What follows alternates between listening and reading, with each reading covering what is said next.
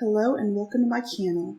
My name is Rose Writes and I write and narrate Miraculous Ladybug fanfiction.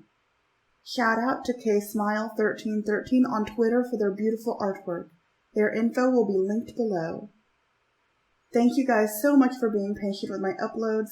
I'm still in the process of moving, so things have been so hectic. So, without further ado, please enjoy Secrets of Luka Couffaine. They're both so blind, so oblivious to what's right in front of them. I was never oblivious. I loved her fully for who she is. I always have. Luka strummed a sad melody standing on the barge. The canopy barely covered him as he watched the raindrops fall from the sky, mimicking the despair he felt. She'd choose Adrien over and over again until her dying breath, while Luka stood in the background like an underpaid extra. There when something went wrong. There to pick up the pieces of Marinette when she inevitably got her heart broken. The only difference now was he knew she was Ladybug, and Adrien was Cat Noir. And Luka couldn't tell her any of this because it'd be wrong. Luka lived his life as an optimist, so he had trouble with these new feelings. He loathed Adrien. He loathed the idea of Cat Noir being near Marinette every day, blissfully unaware that she's the love of his life. She's the love of Luka's life too, and there's nothing he could do about it. He continued his sad tune, tears falling from his eyes. Luka slowly crumpled to his knees, clinging to his guitar. From his hunched position, he sat straight. He had to talk to her. Regardless of how Marinette felt, Luka had to tell her that he was still in love with her.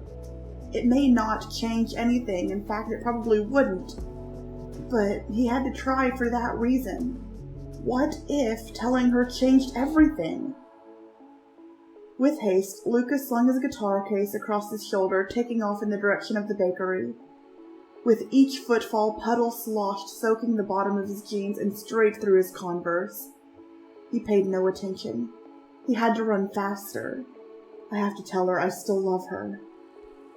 He saw Marinette sitting on the railing of the balcony. Why was she sitting in the rain? Then what he saw made his insides boil. Cat Noir stood in front of the girl of his dreams, kissing her in a way that Luka had never been able to.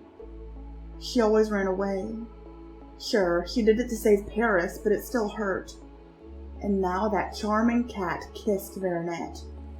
Luka stared for far too long, pining for what he couldn't have. He couldn't look any longer. She'd made up her mind. But since when did she have feelings for Cat Noir? Maybe he was the next rebound after being just a friend to Adrien. Fine. They deserved each other. He turned on his heels, taking the long way home. He walked, being covered in the rain while cars sped past him. What did it matter? Nothing mattered anymore. He stood on the sidewalk, breathing deeply. If he didn't control his emotions, an Akuma would strike at any moment. That was the worst thing that could happen. The last person he wanted to see was Marinette and Adrien's alter egos. His hair stuck to his face and his body began to shiver as the rain came down harder. Suddenly, a car door opened ahead of him on the street. A flaming red car that he recognized. Why did he recognize it?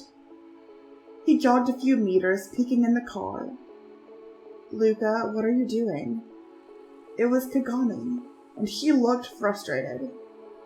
Hey Kagami, I'm just walking home. Luka gestured in the direction of his houseboat, readjusting his guitar. His clothes were becoming soaked through, so holding his guitar on his back was becoming difficult. I can see that.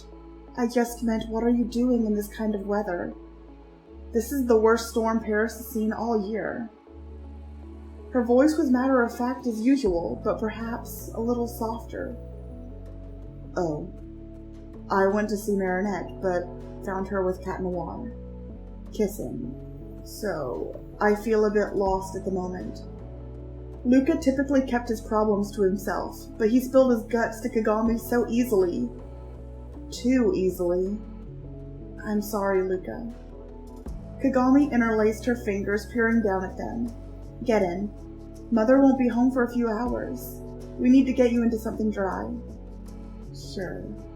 Luka slid onto the pristine leather seats slowly and carefully not to scratch them. Upon entering the Sarugi's home, it somehow looked exactly as Luka thought it would. He took off his sopping wet shoes by the door, careful not to splash water everywhere.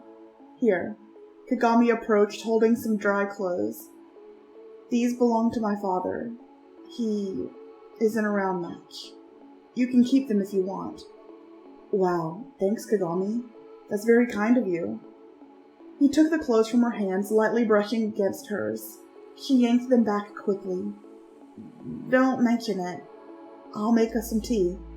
Is Oolong okay? Kagami's face flushed an unfamiliar shade of pink.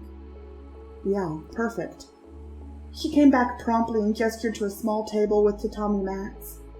They took a seat and sipped in silence for a few minutes. Kagami placed her mug on a coaster in front of her.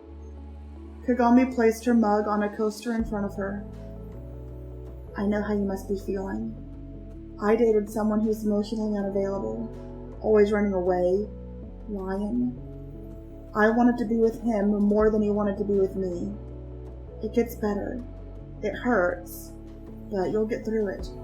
You're strong. Kagami spoke softly, hands placed around the warm mug, not making eye contact. Luka gingerly cupped his hands around hers, to which her eyes shot up wide and doe-like. Her amber eyes reflected back at him, mimicking a warm summer's night. They were more comforting than a hug, and he wondered how he'd never noticed before. Are you referring to Adrien? She broke her gaze away once more. Oh, yes. Luka stared at her with a half-smile. Hey. She barely met his crystal blue stare. You deserve someone who wants to never leave your side. Someone who is there for you. Someone to cheer you on and share in your happiness and sadness. Someone like me. He ran his hands through his turquoise-dipped hair, eyes staring a hole through the table. I'm sorry. Luka, never apologize for how you feel. This is a bit sudden, though. I don't know what to say. A new wave of courage surged through Luka's body. Say you'll go get orange juice with me, and if that goes well, maybe you come with me to see a movie? He had nothing to lose. Even if this turned into nothing but a blossoming friendship. They could help each other, improve each other. Luka related to Kagami. Absent father. High expectations, except his weren't from his mother, but more so the ones he placed on himself. And just like Kagami, his heart broke over and over again. Kagami said nothing, opening and closing her mouth a few times. Luka couldn't take the silence. So, what do you say? She hesitated a moment. I say, okay. Thank you, Luka, for everything. Thank you so much for listening. If you enjoyed this, don't forget to give this video a big like and subscribe so you never miss my uploads. And as always, stay miraculous!